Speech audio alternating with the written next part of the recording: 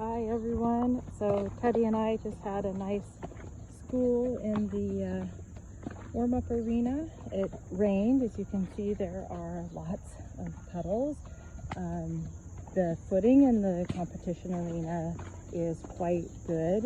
They do a really nice job here at Lamplight. It's just the driveways and the parking lots are pretty muddy. It reminds me a little bit of the Pacific Northwest.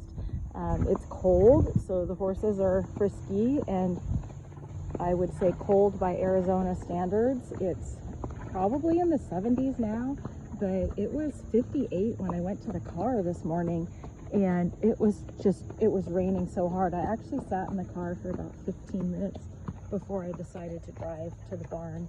I didn't realize it was going to rain that hard. I was planning on schooling this morning at 7:15, and the arena was going to be open for schooling, so it makes it real easy. The way they set things up at these shows, a little bit different than our local shows. When there are competing horses warming up, when you're on your off days, you have to go on the outside of the warm-up arena for all of your work, and then of course on your competing days you can use the whole warm-up area. And I wanted to do circles and counter canter and that kind of stuff, so I changed my warm-up so that I got on about 15 minutes before the morning break. I don't know what time it is right now. I think maybe it's a lunch break. And by the time I got him kind of warmed up and ready to do some pattern work, the warm-up arena had emptied out of competitors, and so those of us on our off days or just schooling, we were able to then go in and use the competition ring. So I ran through the FEI 6-year-old preliminary test. That's the one we'll be riding tomorrow. It has a couple challenges for us. For some reason, the walk canter transition in both of the 6-year-old tests is to the right lead, and that is his more difficult lead to pick up from walk.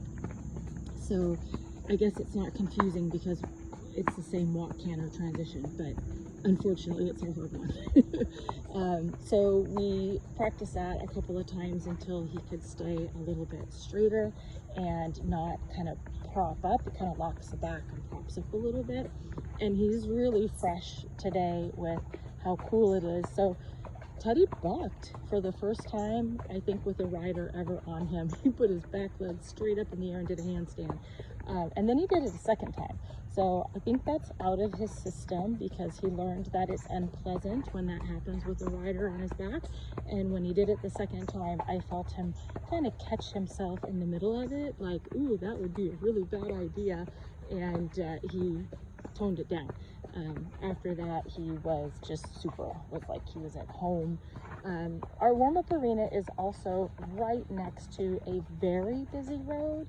So there's a lot of semi trucks and gardening trucks, noisy trucks, motorcycles, all sorts of things that can be pretty scary. And he's a little bit noise sensitive when it's been real quiet and then it gets loud. It's not stupid, he just is aware of it. But you can see his walk today. He's a lot more looky than he was when it was warmer the other day. So, but I mean, like, this is Teddy at his most wound up crazy.